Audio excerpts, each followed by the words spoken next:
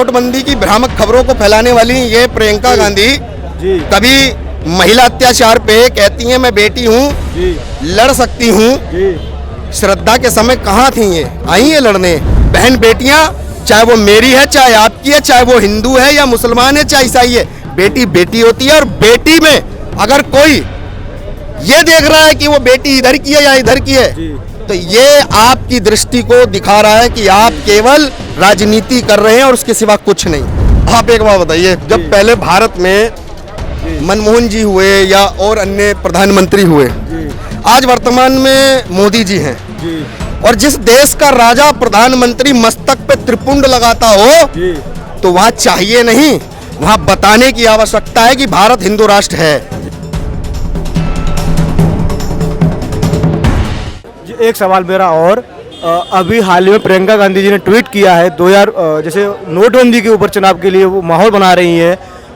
2019 में कहीं ना कहीं कांग्रेस पार्टी नोटबंदी का मुद्दा लेकर आई थी, फिर भी उस मुद्दे पर हार गई, अपनी हार का सामना करना पड़ा। आज 4 साल बाद वही मुद्दा क्यों उठाया जा रहा है कांग्रेस की तरफ से? सन 76 में कांग्रेस की तरफ से देश के अंदर इमरजेंसी लगा दी थी, जी तो मुझे नहीं लगता कि इमरजेंसी के दौरान में जितना अत्याचार भारत की जनता और भारत की सत्ता और विपक्ष के लोगों के साथ किया गया, मुझे नहीं लगता कि नोटबंदी की भ्रामक खबरों को फैलाने वाली ये प्रियंका गांधी जी कभी महिला अत्याचार पे कहती हैं मैं बेटी हूँ, जी लड़ सकती हूँ। जी श्रद्धा के समय कहाँ थी ये, आई है लड़ने। हमारी कितनी बेटियों के साथ क्या क्या हुआ, जी ट्वीट किया इन्होंने। जी। ये वहाँ ट्वीट करती हैं जहाँ इनकी राजनीति का कुछ हिस्सा बचने का प्रयास हो जाए, बस इसके अलावा कोई इनके पास रास्ता नहीं है। आपने महिलाओं का नाम लिया, महिला सेफ्टी का नाम लिया। अभी हाल ही में एक मामला हुआ था उज्जैन में, 16 साल की बच्ची थी आई थिंक, उसके साथ रेप का केस हुआ था। वहाँ पे जो सांसद लोग थे, जो पार्टीज के मेंबर्स थे या बीजेपी के थे लोग थे, उन्होंने अनेक प्रकार की मदद का वादा किया था, बट उसको 2600 रुपये मंथली की जो मदद मिली है, 2600 रुपये का मिला है।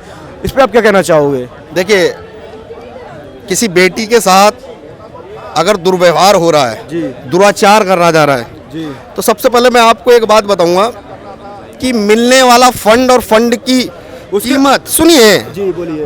फंड की कीमत जी कितनी होगी ये आप कैसे तय कर सकते हैं? सुनिए मेरी बात। जी। किसी की इज्जत और आबरू की कीमत रुपया नहीं हो सकती है।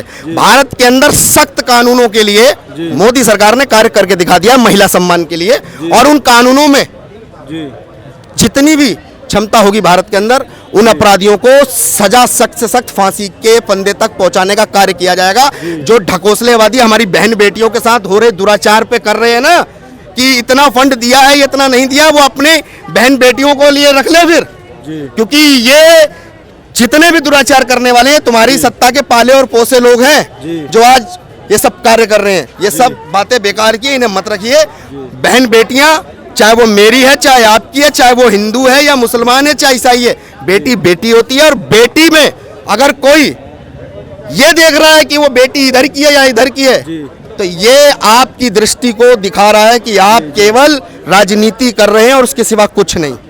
अच्छा, मेरा आखिरी सवाल, जैसे अभी प्रियंका गांधी जी ने सुप्रीम कोर्ट की ताहीम करते हुए जो फैसला सुनाया था नोटबंदी को लेके, उसको गलत ठहरा रहे हैं। कहीं ना कहीं ये बोल रहे हैं सुप्रीम कोर्ट ने जो फैसला दिया वो गलत है, नोटबंदी बहुत गलत फैसला था सरकार का।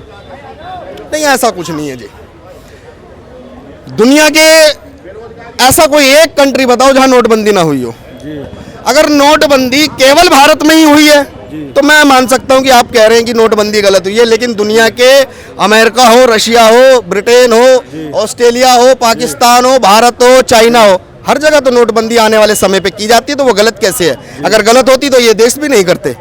लेकिन नोटबंदी हुई है तो वो वर्तमान समय और भ्रष्टाचार का जो पैसा जमा करके रखते हैं ना, उनके लिए ये एक तरह का हथियार है, और वो सरकारें उठाती हैं जब जब सत्ता में आती हैं, चाहे वो भारत देश हो, चाहे चाइना देश हो, चाहे कोई भी हो, सभी इस कार्य को करते हैं। यही भारत के लिए उस समय उचित था और वो किया गया। 2024 में मोदी जी जब अपनी सत्ता में आएंगे, पूर्ण बहुमत की सरकार बनाएंगे, तो भारत का जो युवा है, सनातन धर्म के जो अनुयायी हैं, वो क्या मोदी जी से कहेंगे कि अखंड भारत चाहिए या हिंदू राष्ट्र चाहिए उन्हें?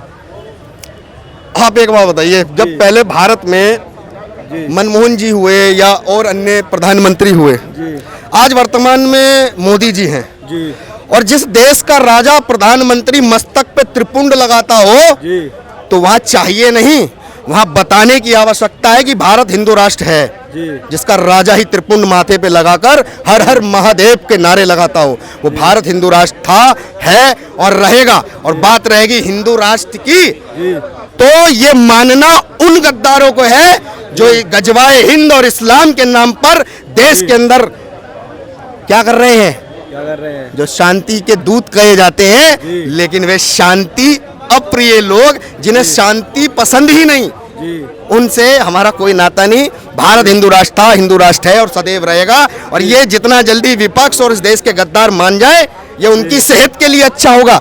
अन्यथा आने वाला समय अखंड हिंदू राष्ट्र का संकल्प है, अखंड हिंदू राष्ट्र का। अखंड हिंदू राष्ट्र का संकल्प आप बता रहे हो, वो केवल हिंदुओं के लिए रहे होगा या उसमें जो अभी भारत के जो नागरिक हैं प्रेजेंट में, हिंदू मुस्लिम सिख ईसाई सभी लोग रहेंगे वहाँ पे? देखिए, अखंड हिंदू राष्ट्र का संकल्प भारत के सनातनियों का और सनातन धर्म का है, जी हमारे पूर्वजों का है। जी। क्योंकि जो पीछे से हमारा अखंड हिंदू राष्ट्र था, जी वो कैसे बाहरी आक्रांताओं ने आकर हमारे भारत के टुकड़े किए, जी तो हम अपना टुकड़ा कैसे छोड़ दें। आज हमारे देश के चंद गद्दार गाजा के नाम पर हमास आतंकियों का समर्थन कर रहे हैं और इजराइल का विरोध कर रहे हैं। तो मैं उनसे एक बात पूछना चाहता हूं जी कि अगर गाजा और इजराइल जी पे आप बात कर रहे हो तो भारत और भारत से जुड़ा पाकिस्तान अफगानिस्तान किसका है, उस पे भी आ जाओ ना। फिर भारत में ही रहते हो ना, कि बोलो अफगानिस्तान हमारा, पाकिस्तान हमारा, बांग्लादेश हमारा, म्यांमार हमारा,